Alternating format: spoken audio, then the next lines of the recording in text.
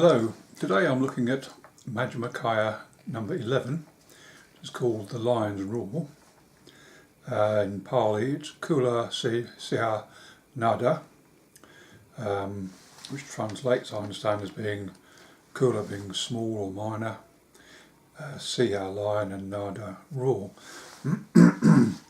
And lion's roar apparently can also mean sort of brave or bold speech. And this sutta tells how the Buddhist sect differs from other sects of the time, and Buddha relates this by, if his followers meet followers of other sects of the time, then this is how the conversation should be conducted. So it starts off saying, should you meet recluses, wanderers of other events, of other sects, and are asked what sets you apart, then say as follows.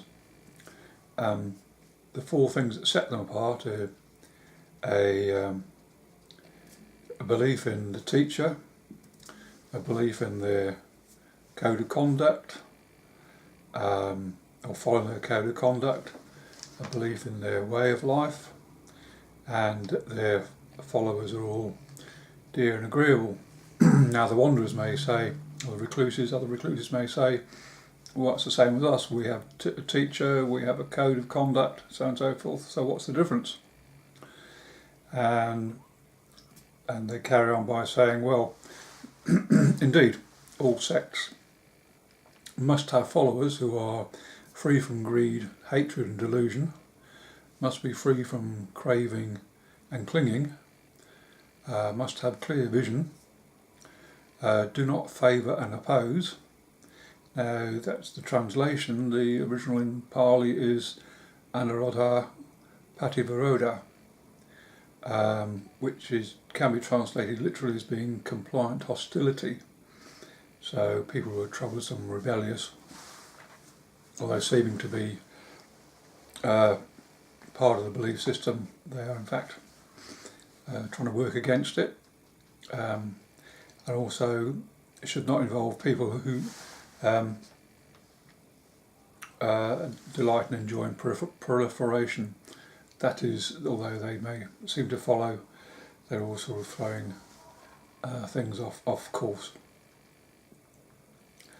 Wanderers of other sects either accept the view of being, this is from what Buddha said, wanderers of other sects either accept the view of being or reject the view of non-being, or adopt the view of non-being and oppose the view of being. So this is really a point of differentiation, is of those who were of the belief of an eternal self, and those who were labelled as had a nihilist view, that everything just disappears. These people who do not understand the cycle of life, samsara, and how to escape it, are affected by greed, hatred, delusion, craving, clinging, or without vision, and given to opposing and favouring, delight in proliferation, and are not free from birth, aging and death, and not free from suffering. So it then goes on to talk about clinging to four kinds of clinging to sensual pleasure, clinging to views, clinging to rules and observances, and clinging to doctrine of self. So picking up these as a point of difference from other belief systems, other wanderers and Brahmins, that they may understand clinging to sensual pleasure without understanding clinging to views, clinging to rules and observances, and clinging to the doctrine of self. Turn over my notes.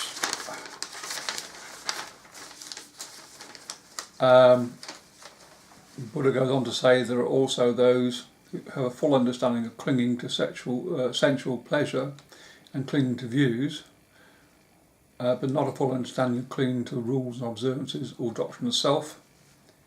and similarly goes on to say that those who understand 3 of the 4 views, but not the 4th view. As there is a lack of full understanding of the 4 views of clinging, it means the Dharma is not full understood. And to follow a Tathagata, a Buddha, everything is rightly directed. So toward the end of the sutta, Buddha restates the main views of the Buddhist Dhamma doctrine, and that the destruction of this destruction of ignorance leads to the destruction of clinging. With the abandoning of ignorance arises true knowledge, i.e. there's no more clinging, the person's not agitated and attains nirvana. So, I say basically the key point of difference in following the Buddhist doctrine from others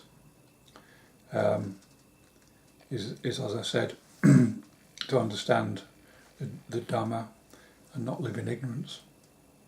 That's Majjhima Nikaya number 11. Thanks.